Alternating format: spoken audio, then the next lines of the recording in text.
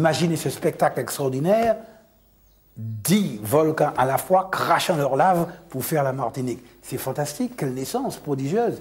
Ça vaut bien tous les bing-bang. C'est donc une colère cosmique. Une sorte de colère cosmique et, autrement dit, la colère créatrice. Elle est créatrice.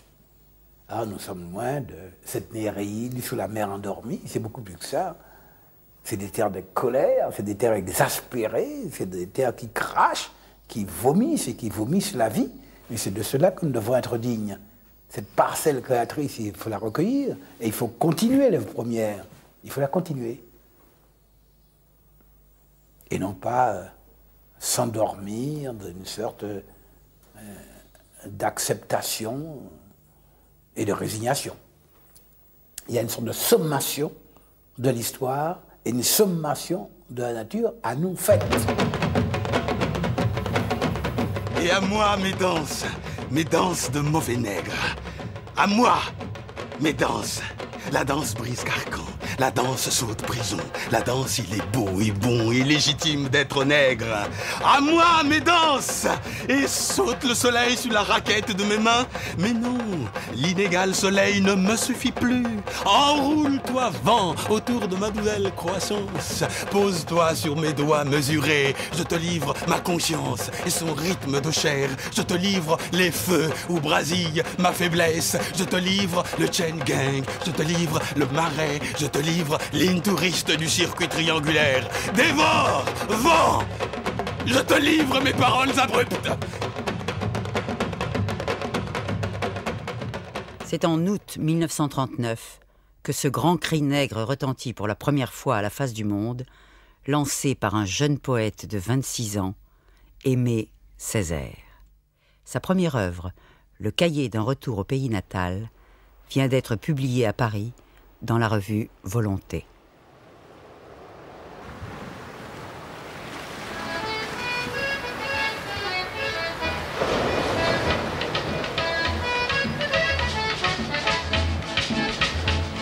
Frais émoulu de l'école normale supérieure de la rue d'Ulm, Aimé Césaire décide de regagner la Martinique qu'il a vu naître le 26 juin 1913 à la plantation Emma de Basse-Pointe, sur les contreforts de la montagne Pelée. En septembre 1939, joignant l'acte vécu à la parole poétique, il débarque à Fort-de-France pour la rentrée scolaire. J'entrais en philosophie, en terminale, comme on dit maintenant, et je vois dans la cour un monsieur avec un superbe complet vert bouteille ou vert perroquet, une immense masse de cheveux sur la tête. Donc, demandé qui c'était, on m'a dit que c'était le nouveau professeur qui venait d'arriver et qui s'appelait Césaire. Ce que Césaire a apporté, ça a été comme une sorte d'ouverture sur un monde qui était à peu près inconnu. À savoir, par exemple, le monde africain. Quoique nous ayons tous des ancêtres africains, qu'on le savait plus ou moins, mais ce n'était pas, si vous voulez, tout à fait de mode de parler de ces choses-là à l'époque. Quel effort n'a pas fait le monde colonial? Que d'efforts n'avons-nous pas fait, nous, Antillais, pour tout biffer, pour tout effacer, pour tout oublier? Eh bien, quand j'étais à Gorée, eh bien, je crois avoir écrit sur le tableau « Souviens-toi » ou quelque chose de ce genre-là. Et pour moi, c'est fondamental. Il faut se souvenir. Ça ne suffit pas que nous sommes de ressentiment, mais il faut se souvenir.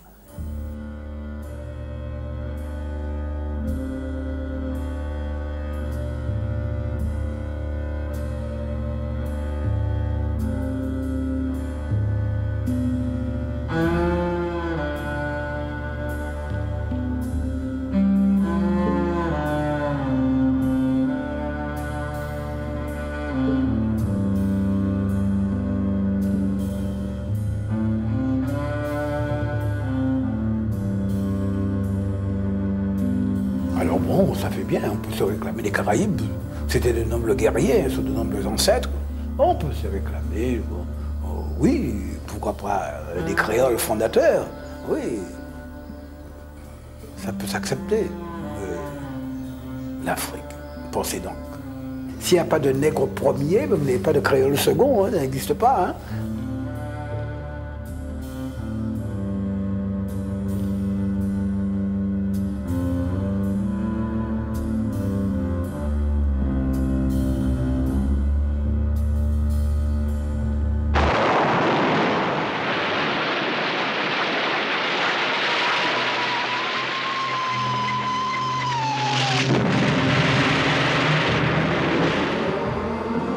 Europe, la guerre fait rage. Le nazisme triomphe.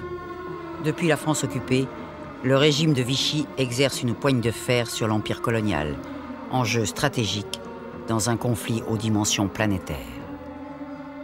Le racisme et l'exclusion renforcent l'aliénation de la société martiniquaise, livrée aux joues zélées de l'amiral Robert, mandaté par Vichy.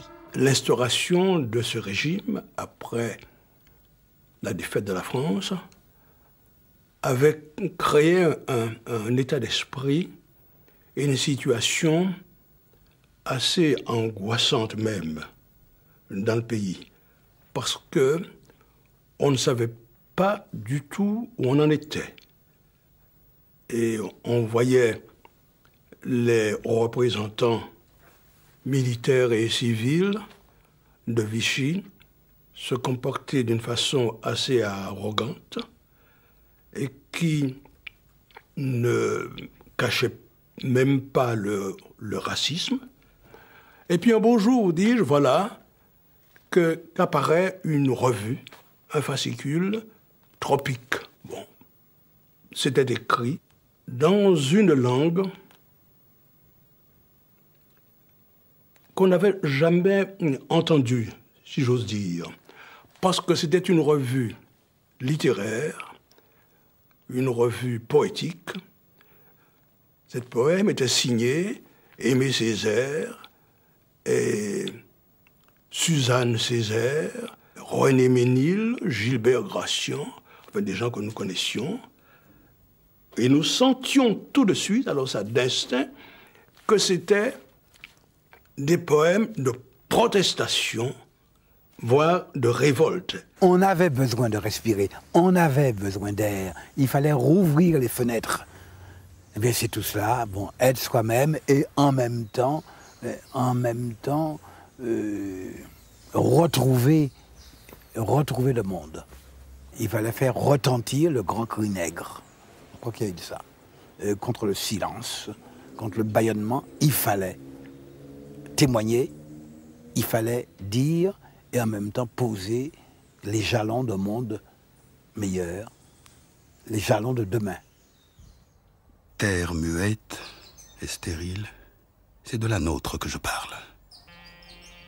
Et mon nuit mesure par la Caraïbe l'effrayant silence de l'homme.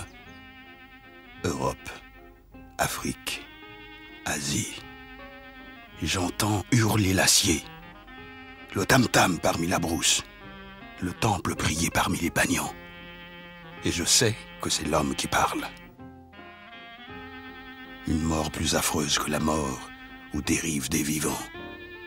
Point de ville, point d'art, point de poésie, pas un germe, pas une pousse. Ou bien la lèpre hideuse des contrefaçons. Mais Tropique a, si vous voulez, concrétisé et précisé par l'écrit que le monde n'était pas uniquement limité à l'Europe et a par conséquent fait que ce que nous avions un petit peu commencé d'apercevoir sur des points ponctuels, j'ai parlé de la musique de jazz ou des ouvrages d'auteurs noirs américains, que cela s'étendait à tout un continent. Donc il y avait Suzanne Césaire, qui était, je crois que c'était le pôle essentiel. Elle était un petit peu comme l'âme de ce mouvement, et elle n'en a pas été seulement l'âme, parce qu'elle l'a traduit dans ses écrits. En particulier un texte qui s'appelle « Grand camouflage », si ma mémoire est bonne, où elle tend à expliquer comment il y a eu à travers l'histoire une sorte de camouflage véritablement de dissimulation de notre univers géographique réel, c'est-à-dire de ces îles de la Caraïbe qui sont autour de nous. Tropique, c'est l'accomplissement de la promesse qui avait été faite dans le cahier de retour au pays natal, ne pas se croiser les bras, l'attitude stérile du spectateur. C'est le poète confronté au réel martiniquais et c'est un barrage contre le colonialisme. C'est notre univers à nous. Dans le temps, c'est l'Afrique, et dans l'espace, c'est la Caraïbe et les Amériques. Fuyant la France occupée et la victoire du nazisme, un groupe d'intellectuels et d'artistes de diverses nationalités débarque en Martinique en escale forcée, comme le relate Claude Lévi-Strauss, également du voyage. Aussitôt à terre, ces fuyards, jugés traîtres à la patrie, sont incarcérés par la soldatesque de Vichy et internés à leurs frais dans l'ancienne léproserie du Lazaret, face à la baie de Fort-de-France. Parmi eux, Wilfredo Lam, un jeune peintre cubain, ami de Picasso, en route pour son île natale, et André Breton, le pape du surréalisme en personne, qui veut rejoindre New York avec sa famille.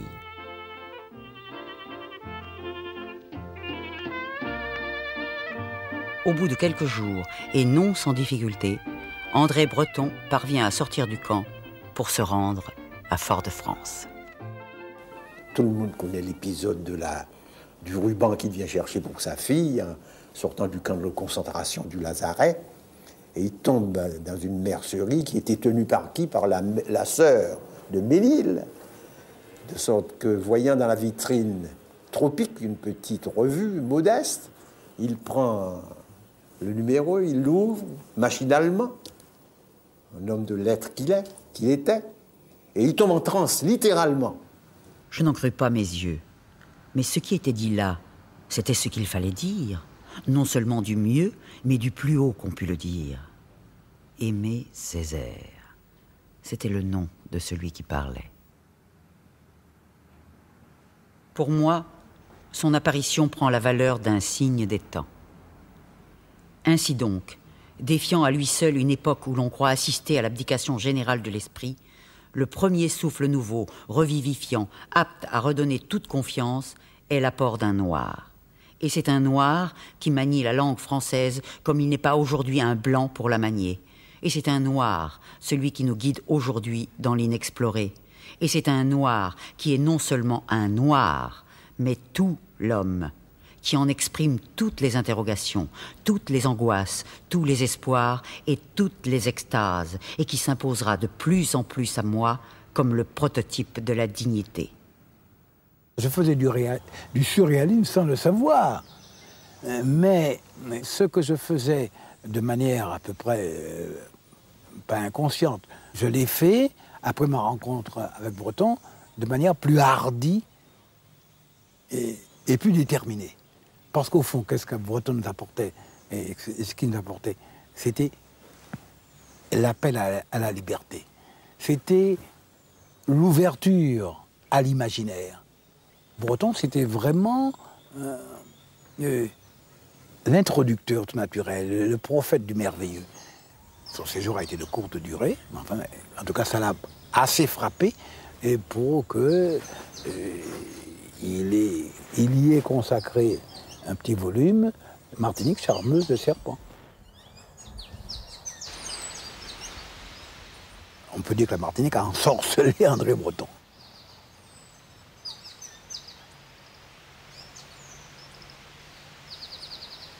Si, avec le poète André Breton, la rencontre est totale et l'estime partagée, entre Aimé Césaire et Wilfredo Lam, jeune peintre déjà bien connu de l'intelligentsia française et espagnole, se tisse d'emblée une profonde connivence, fondée sur leur ancestralité africaine et leur fraternité caribéenne. Le rencontre avec Césaire, c'était aussi la côté explosif de sa poésie, qui, en même temps, pour Wilfredo, qui avait resté 20 ans en Europe et un peu oublié les tropiques, c'était l'explosion de la nature tropicale qui était très, très importante. C'est ça qui a ouvert les portes. C'est là où il s'est trouvé lui-même comme peintre. Il a commencé pour la première fois de créer vraiment des tableaux à partir de lui-même. Et je crois que Césaire était un catalyseur, on dit, dans son travail. Mais Wilfredo a eu un choc à la Martinique. C'était sa première rencontre vraie avec la nature tropicale. Et il s'est révélé à lui-même.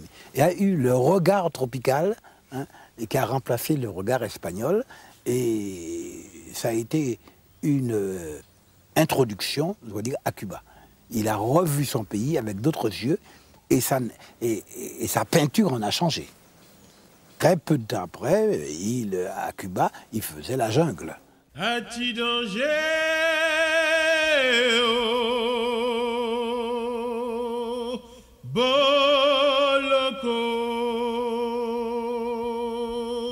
Zot Power, Adoi Malado. As-tu danger, oh, Boloko,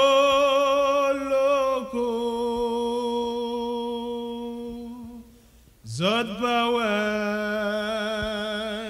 Adoi Malado. As-tu danger, oh. Impossible de réduire au silence ces jeunes auteurs sulfureux de Tropique. À la lettre d'interdiction que leur adresse le service d'information du régime de Vichy, qui les accuse d'être subversifs et traîtres à la patrie, ils adressent une réponse cinglante. Empoisonneur d'âme, oui, et comme Racine au dire des messieurs de Port-Royal, ingrat et traître à notre si bonne patrie. Mais et comme Zola, au dire de la presse réactionnaire, révolutionnaire, mais comme le Hugo des Châtiments, sectaire passionnément, comme Rimbaud des Troyamont, nous ne parlons pas le même langage. Et ça, je crois que c'est très important de dire ça. Vous étiez donc formel. Absolument. Les autorités de Vichy n'ont pas compris grand-chose. Il ne s'agit pas de libéralisme du tout. C'était, bon, vous savez, parler de la poésie, et quelle importance ça pouvait avoir. Ils n'ont pas vu toutes les implications que cela comportait. Et ils n'ont pas compris, et quand je disais non à l'ombre, de quel nombre il s'agissait. Bon. Et plus tard, quand ils se sont rendus compte, la revue a été purement et simplement interdite. Ils le voyaient un petit peu tard. En effet, trop tard. La caravelle Tropique vogue sur la mer des Antilles et au-delà. André Breton, reparti pour les États-Unis, a déjà fait connaître Aimé Césaire en le publiant dans la revue Hémisphère qu'il a créée à New York. Wilfredo Lam, rentré à Cuba, illustre la traduction espagnole du cahier d'un retour au pays natal, préfacé par le poète surréaliste Benjamin Perret. C'est la première édition mondiale du cahier. C'est la chute de Vichy. Pour le périple de Tropique, prochaine escale, Haïti. Haïti, où Aimé Césaire se rend en mai 1944 au Congrès international de philosophie à Port-au-Prince. Haïti, l'ancienne Saint-Domingue, qui reprend goût à sa grande tradition intellectuelle et artistique, indissociable de son passé héroïque de première république nègre des Amériques. Haïti, où la génération d'intellectuels à laquelle appartient René de Pestre partage les interrogations et la révolte de Tropique. Ça a été vraiment pour nous une sorte de fête. Il y a une fête Aimé Césaire dans notre vie parce qu'il ouvrait pour nous plusieurs articulations. D'abord, une articulation à la poésie, une articulation à l'histoire, et à l'histoire de notre propre pays, et une articulation à l'anthropologie, avec la notion de négritude et de négritude debout. Et en même temps, il nous a permis d'abréger un peu nos hésitations, nos doutes. Sans Césaire, on aurait mis peut-être des années à comprendre le monde. Et il nous a permis de donner la possibilité d'une meilleure connaissance de nous-mêmes. Quand il disait que la poésie est cette démarche qui, par le mot, le mythe, l'amour et l'humour, m'installe au cœur vivant de moi-même et du monde. Ce qui est à moi, c'est quelques milliers de mortiférés qui tournent en rond dans la calebasse du Nil. Ce qui est à moi aussi, l'archipel, arqué comme le désir inquiet de se nier. On dirait une anxiété maternelle pour protéger la ténuité plus délicate qui sépare l'une de l'autre Amérique. Et ses flancs qui secrètent pour l'Europe la bonne liqueur d'un Gulf Stream, et l'un des deux versants d'incandescence entre quoi l'équateur funambule vers l'Afrique. Et mon île, non clôture, sa claire audace debout à l'arrière de cette Polynésie. Et devant elle, la Guadeloupe, fendue en deux de sa raie dorsale. Et de même misère que nous, Haïti, où la négritude se mit debout pour la première fois et dit qu'elle croyait à son humanité. Nous ne pouvons pas oublier notre dette envers Haïti. La liberté, l'abolition de l'esclavage, 1848, bien, c'est bien, mais rien de tout cela n'eût été possible s'il n'y avait pas eu la résistance d'Haïti, la révolte d'Haïti et finalement la victoire de Haïti. Donc par conséquent, nous devons très largement notre liberté à un peuple qui s'est battu non seulement pour lui-même, mais qui s'est battu pour toutes les Antilles et peut-être pour tout le continent sud-américain.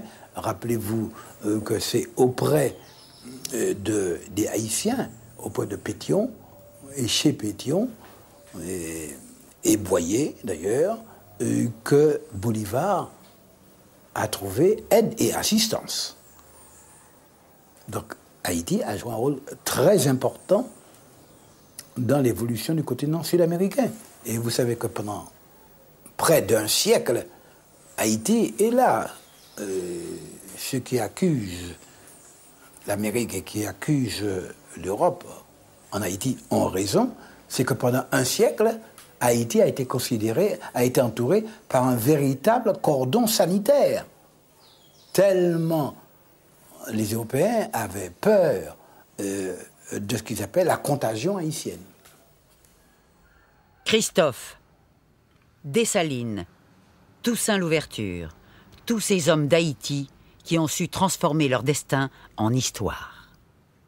Leur exemple est pour Aimé Césaire une initiation à la philosophie de l'histoire. Et c'est ainsi qu'en lui naît la figure du rebelle, ce démiurge qui paie de sa vie le crime suprême, le meurtre du maître pour conquérir sa liberté.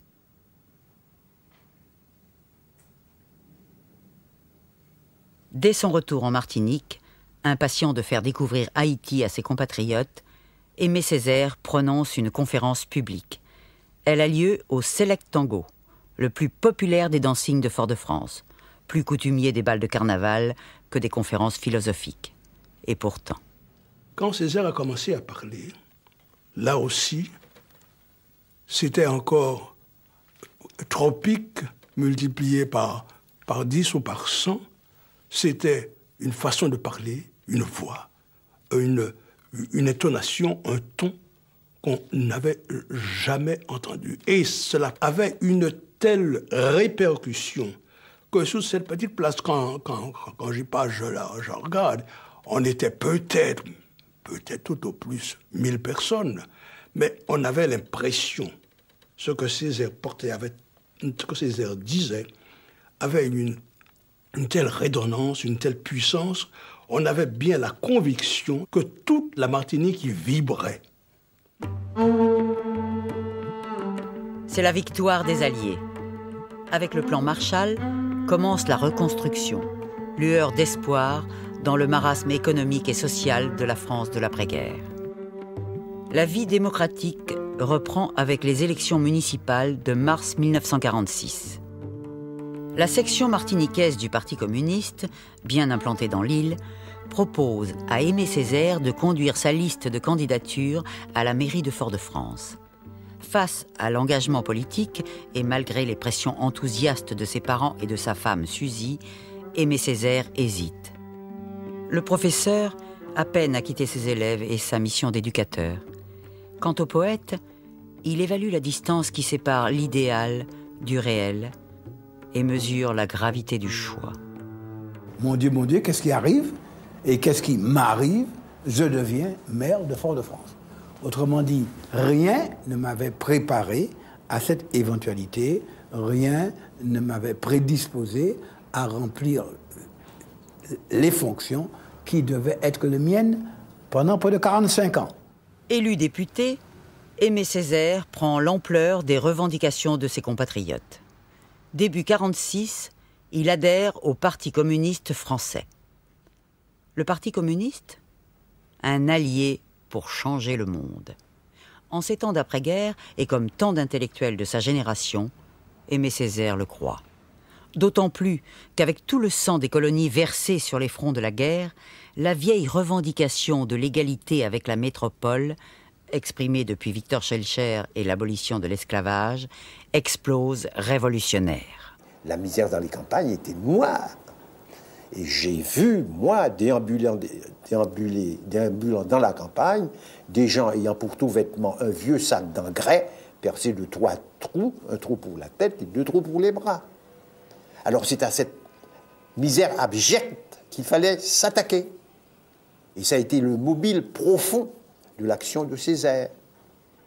Si, comme maire de Fort-de-France, j'étais un petit peu désorienté par la tâche toute nouvelle qui m'était confiée, je l'ai été beaucoup moins à l'Assemblée nationale. Et vous savez pourquoi? Parce que quand j'ai été élu avec un mandat impératif. À savoir, le peuple martiniquais me demandait que la première tâche de son nouveau représentant, de ses nouveaux représentants, soit la transformation de la Martinique en département français. Le malheur est que la marchandise me paraissait aussi peu vendable que possible parce que c'était présenté comme un projet qui s'appelait l'assimilation. Vous devinez bien combien cela pouvait me choquer. J'ai eu une certaine répugnance, mais enfin, j'ai appris qu'il faut toujours aller par-delà les mots. Ce qui importe, c'est ce qu'il y a derrière les mots. Et j'ai compris une chose qui a été pour moi extrêmement salutaire. Vous savez, il y a une phrase de Marx disent que les hommes font leur histoire en se revêtant souvent d'oripeaux historiques. Mais en réalité, ce que demandaient très concrètement les Martiniquais, c'était la fin d'un certain régime, la fin du régime colonial, la fin du règne du gouverneur tout-puissant, la fin de la ségrégation. Et j'ai un peu l'impression que le peuple martiniquais a dit, bien, puisque Français nous sommes, top là, eh bien oui, Français. Mais chiche, hein, mettez tout sur la table, hein. Alors par conséquent, plus de gouverneur, foutez-le en l'air. Plus de pouvoirs spéciaux, foutez tout ça en l'air. Et donnez-nous les écoles, donnez-nous les crèches, et donnez-nous la sécurité sociale. Voilà ce que les Martiniquais entendaient par assimilation. Et le mot, je l'ai changé, parce que ses connotations culturelles sont humiliantes et sont graves pour la personnalité humaine. J'ai dit départementalisation. C'était un néologisme, c'est une mesure technique sur laquelle on peut revenir à n'importe quel moment, comme n'importe quelle autre loi. D'autant qu'à ce moment-là, les lois sociales étaient en pleine élaboration en France. De sorte que nous avions toutes les raisons pour exiger que cette vieille colonie, cette terre d'exploitation par définition, devienne un département, devienne partie d'un pays où régnait l'état de droit. Et c'est pour cela que nous avons mené ce combat, et qui n'est pas fini d'ailleurs, qui n'est pas encore terminé. C'est grâce à cette complicité légendaire avec Pierre Aliquer, l'homme en blanc, le maire bis de Fort-de-France, que le député Césaire peut mener de front en France et en Martinique sa double activité législative et municipale. Mais chacun même seul, Césaire est maire de Fort-de-France depuis 44 ans. Je cherche l'usure du pouvoir, et je ne la vois pas. Et je crois que c'est tout simplement parce que l'usure du pouvoir n'existe pas. C'est l'usure des hommes.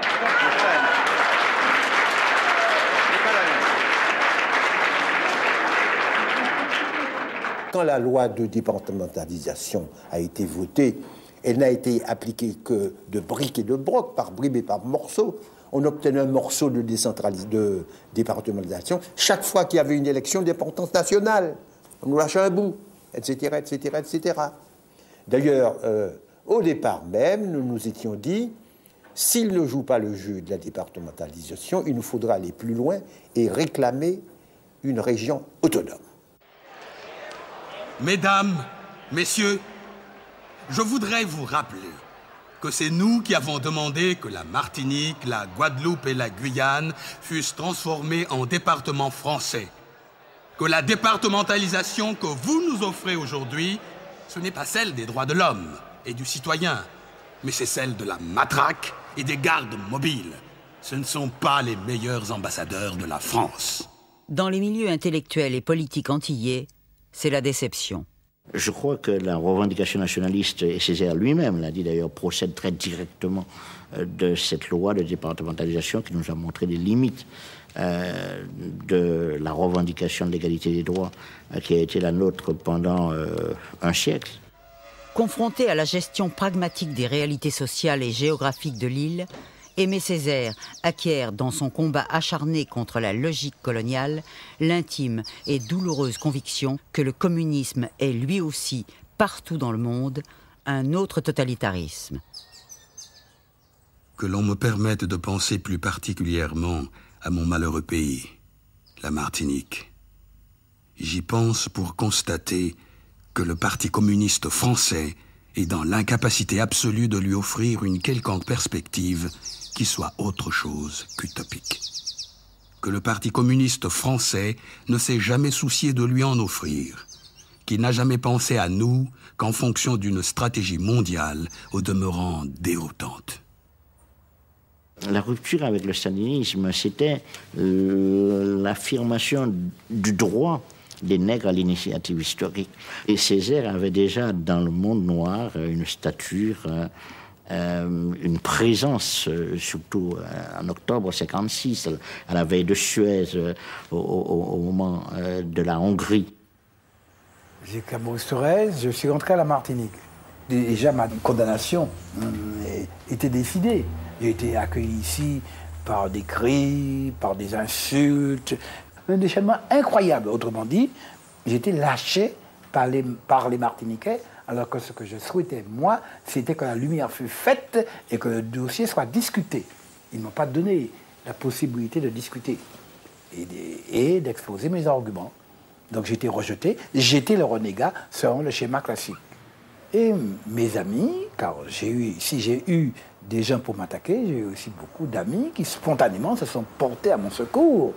J'ai démissionné, je me suis représenté. À ce moment-là, j'ai fondé le Parti progressiste martiniquais. Alors mon choix, c'est porté philosophiquement, si vous voulez, sur l'autonomie. Ce que j'ai appelé même l'autogestion, gérer nous-mêmes nos propres affaires. Faire des Antilles un centre de responsabilité. 1958, le général de Gaulle décide l'organisation d'un référendum pour l'adoption de la Constitution de la Ve République. Pour l'outre-mer d'Afrique, d'Asie et d'Amérique, il faut choisir. Rester dans la communauté française ou accéder immédiatement à l'indépendance. Et c'est à André Malraux qu'échoit la mission électorale de sonder l'opinion des Antilles-Guyane. Mon Dieu, comme vous êtes français!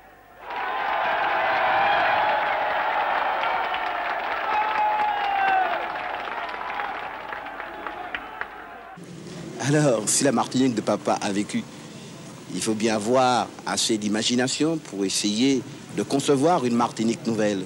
Je ne suis pas du tout pessimiste, mais je dis simplement que nous sommes à un tournant et il faut savoir prendre ce tournant. Tout le problème est de savoir comment on va le prendre. Si on va le prendre avec les yeux braqués sur le passé ou braqués sur l'avenir. La réponse d'Aimé Césaire est attendue en France, dans tout l'outre-mer et dans l'archipel Caraïbe, chasse gardée du voisin nord-américain. Là où est placé ce département, en plein milieu de l'océan, entre une immense Amérique, celle du Nord et celle des Latins, et une grande Europe, la Martinique est un témoin, un lien, un point d'où la France doit rayonner précisément sur l'ensemble de cet océan dont je parle. C'est un exemple à donner ici Et à partir de cet exemple, c'est une influence à exercer à partir d'ici. Et ce sera une de vos tâches.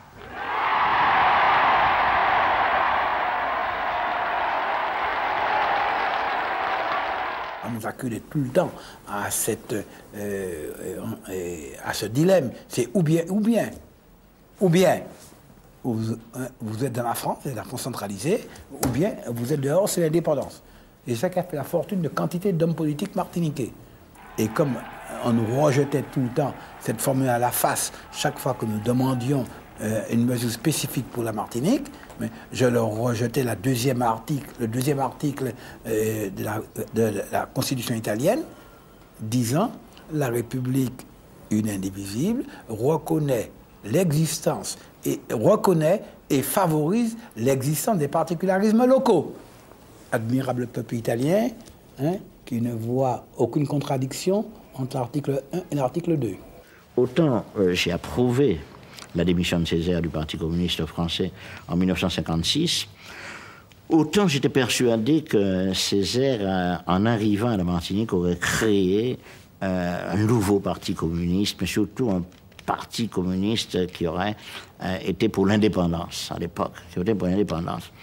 Or, ce n'est pas du tout, si vous voulez, dans les intentions de Césaire à l'époque. Je lui en ai voulu pendant assez longtemps, de cette réserve, de ce refus de prononcer le mot magique d'indépendance, en tout cas, qui à l'époque me paraissait magique. On en voulait un petit peu à Césaire de ne pas assumer complètement le rôle qu'on attendait de lui, c'est-à-dire qu'il se prononçait à la place du peuple. Et je crois que Césaire n'a jamais accepté cela. Il n'a jamais été tenté par cela, il n'a jamais été visité par cela, me semble-t-il, cette idée de se substituer au peuple et de dire à la place du peuple. L'indépendance, comment y parvenir? Certains indépendantistes la font dépendre d'une très hypothétique révolution. D'autres indépendantistes nous déclarent pas d'élection. Les élections, c'est du bidon. Soit. Mais alors, soyons sérieux.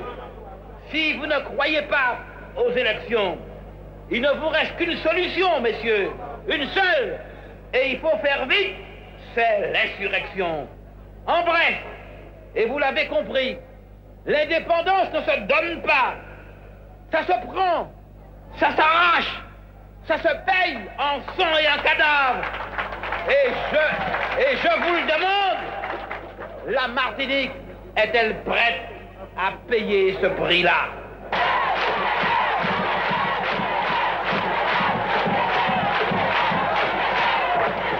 Ce qui m'intéresse profondément, c'est le contenu et ma finalité première, c'est l'émancipation de l'homme.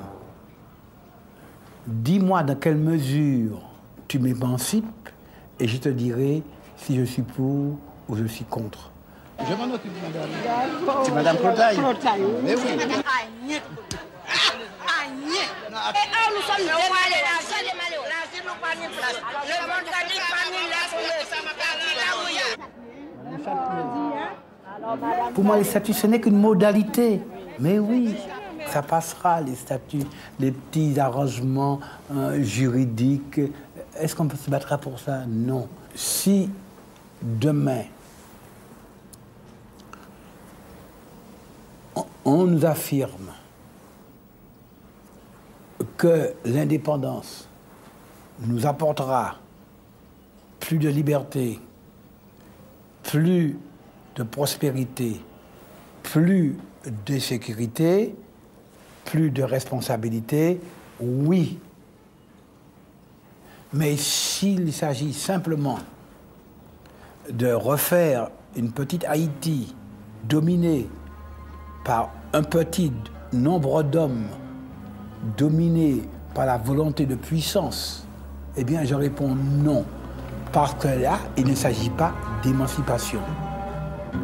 Je veux d'un plus pour notre pays et non pas de moins. Le oui de Césaire à De Gaulle scelle le maintien de la Martinique dans la France et détonne dans une actualité qui, partout, semble donner raison au combat anticolonialiste et anticapitaliste. il débouche sur des horizons d'autant plus incertains que le général se montre oublieux des franchises locales garanties pour cause de référendum. À Cuba, la révolution triomphe et Fidel Castro incarne la figure du guérillero victorieux, bientôt adepte de l'idéologie communiste dans l'ère d'influence de Moscou. En Afrique, le soleil des indépendances brille et les nouvelles nations nègres fleurissent libres. Aux États-Unis, sur les pas de Martin Luther King, le combat pour l'égalité des races abolit le régime de ségrégation ethnique. Pour Aimé Césaire, parmi les siens, c'est la solitude, voire le désaveu. D'autant plus qu'aux côtés de Che Guevara et de Malcolm X, c'est un Martiniquais qui incarne sur les fronts de la guerre d'Algérie l'action révolutionnaire et l'efficacité de la lutte armée contre le colonialisme. Frantz Fanon. Frantz Fanon, l'élève du professeur Césaire au lycée Schœlcher, le lecteur passionné de la revue Tropique. Tout ce que je peux vous dire sur Fanon et Césaire, c'est peut-être surtout axé sur ce que Fanon m'en a dit lui-même, puisque j'ai pu le rencontrer à Rome. Il était déjà à cette époque-là engagé dans le FLN. Il se trouvait toujours entre Tunis et le maquis algérien. Eh bien, Fanon, quand on l'interrogeait sur Césaire, reconnaissait qu'il avait été évidemment très affligé par le oui au référendum de Gaulle, n'est-ce pas, que Césaire avait fait voter peu de temps auparavant à la Martinique. Mais ça ne remettait absolument pas en cause son amour profond pour Césaire. Ça avait été son professeur, ça avait été son guide, ça avait été le révélateur de sa propre vocation de militant. Et il le reconnaissait toujours. Il savait bien que Césaire ne pouvait pas faire la révolution à la Martinique. Il ne s'y attendait pas. Et il avouait que s'il avait quitté la Martinique, c'est à cause de cela.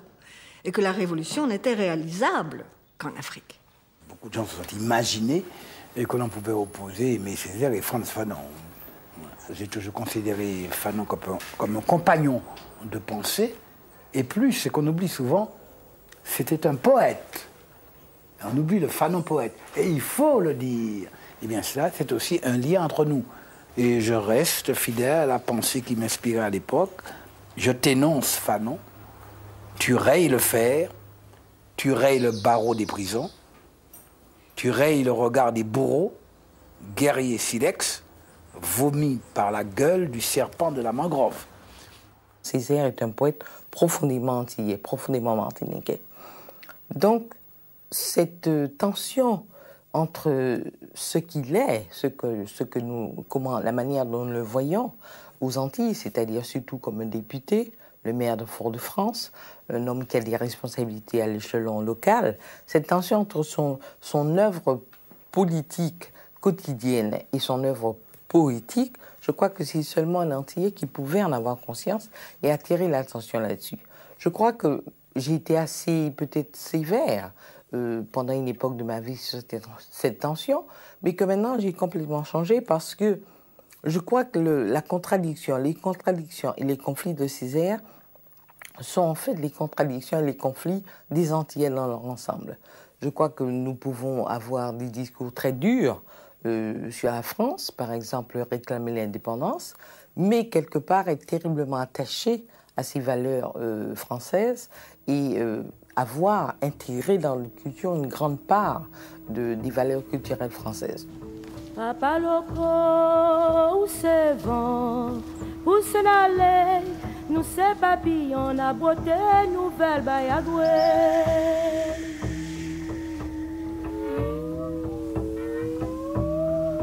Papa loco, où c'est vent, où c'est l'aller, nous c'est papillon, la beauté nouvelle bayagoué. Et tout ça qui dit bien, j'aime l'ailler. Et tout ça qui dit malo, j'aime l'aïe, papa loco, où c'est vrai, pour s'en nous c'est papillon à beauté, nouvelle bayadoué. En France, quoique reconnu par les plus grands, c'est une longue traversée du désert. Le poète Césaire a une stature internationale que l'ostracisme colonial lui fait chèrement payer, jusque dans le microcosme de son île. Je crois que le tort de Césaire, c'est tout simplement d'avoir prêté sa voix à ceux que nous appelons aujourd'hui les exclus, à ceux auxquels il s'est si formidablement identifié dès sa première œuvre poétique, dès le cahier d'un retour au pays natal. En somme, aux yeux de nos institutions, il n'y a pas de bon humanisme en dehors du triangle Paris, Rome, Athènes, et en dehors de ceux qui sont, comment dirais-je, qualifiés pour être les porte-paroles, soit à l'Académie, soit dans tel ou tel organisme officiel, de cet humanisme-là. J'étais, il faut bien le comprendre, interdit d'antenne. J'ai conservé d'ailleurs une vieille répulsion pour la télé, pour la radio. Je crois que ça date de cette époque-là. Personne ne m'interrogeait. Et il était de très mauvais ton sur les ondes de cette radio, qui était vraiment absolument une radio officielle. C'était celle du gouvernement, très mauvais ton, de parler de moi et encore plus de me laisser parler. Personne ne rendait visite, j'étais le pestiféré, parce que j'étais, ici, j'ai vécu dans un ghetto. Et chose curieuse, j'ai été un petit peu déformé. Bon, j'ai fini par trouver à ce ghetto des charmes infinis, si bien que j'ai été complètement éberlué et embêté quand il a fallu aller dans certains milieux que je considère un petit peu comme mondains et où pourtant mon devoir m'appelait. En tout cas, le poète a toujours parcouru sa ville, nommé sa ville. Mais le poète, c'est d'abord un homme qui crée. Oui. Mais c'est la création, c'est la vie continuée. Mais par conséquent, ça me paraît tout à fait normal qu'un poème débouche sur la création d'une route, d'une école ou d'une crèche. C'est de la poésie. Avec des bouts de ficelle, avec des rognures de bois, avec de tout, tous les morceaux bas, avec les coups bas, avec des feuilles mortes ramassées à la pelle, avec des restants de draps, avec des lassos lacérés, avec des mailles forcées de cadènes, avec des ossements de murènes, avec des fouets arrachés, avec des conques marines, avec des drapeaux et des tombes dépareillées par rhombes et trombes, de bâtir.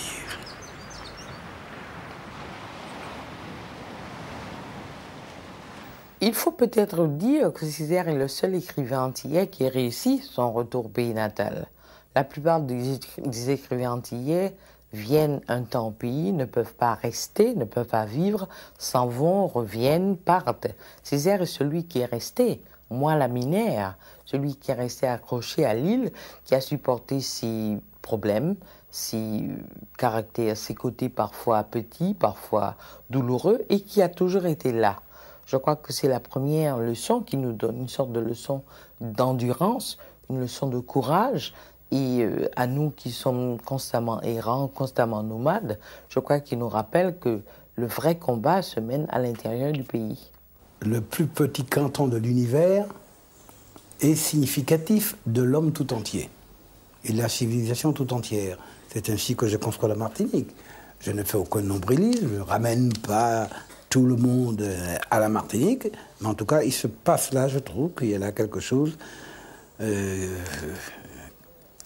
une part de l'aventure humaine qui me paraît extrêmement importante. Mais quelques milliers d'hommes déportés dans une île lointaine et qui refont en manière une culture, une civilisation. Rien ne délivre jamais que l'obscurité du dire. La torpeur ne dit pas, épaisse, lourde, crasse, précipitée.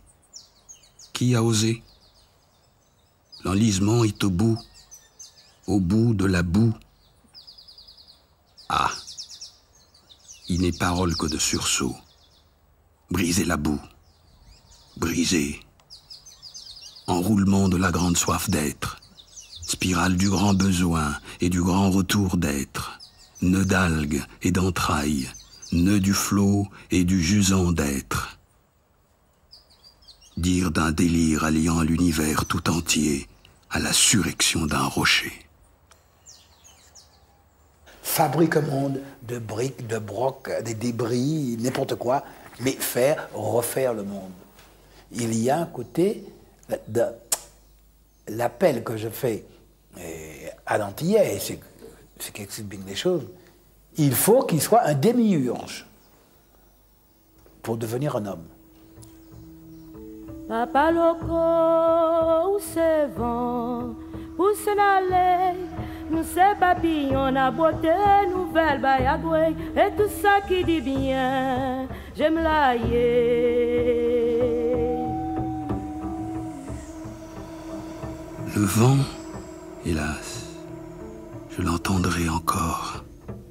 Nègre, nègre, nègre, depuis le fond du ciel immémorial. Un peu moins fort qu'aujourd'hui, mais trop fort cependant. Et ce fou hurlement de chiens et de chevaux qu'il pousse à notre poursuite, toujours marronne. Mais, à mon tour, dans l'air, je me lèverai un cri et si violent que tout entier j'éclabousserai le ciel. Et par mes branches déchiquetées, et par le jet insolent de mon fût blessé et solennel, je commanderai aux îles d'exister.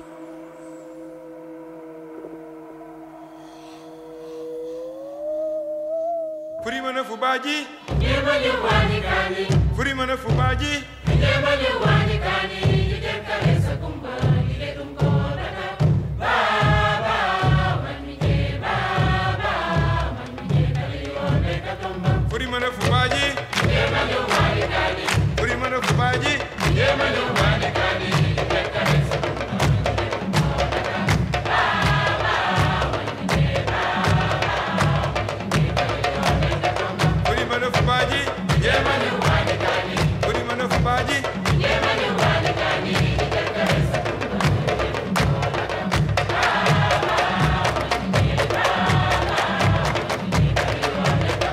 e baba, furimana fubaji, Yemani wani kani, furimana fubaji, Yemani wani kani, Yidem kalesa kumba, Yidem kodaka,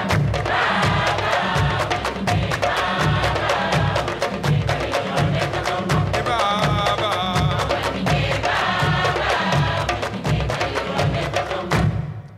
kubano moji joji jamu muikawe, dada nane sarata kute oma, furimana fubaji, Yemani wani kani, furimana fubaji, Yemani wani kani, Yidem kalesa kumba, Yidem kodaka, Baba, manmije, Baba, manmije, Kalione katomba. furimana fubaji, Yemani wani kani, furimana fubaji, Yemani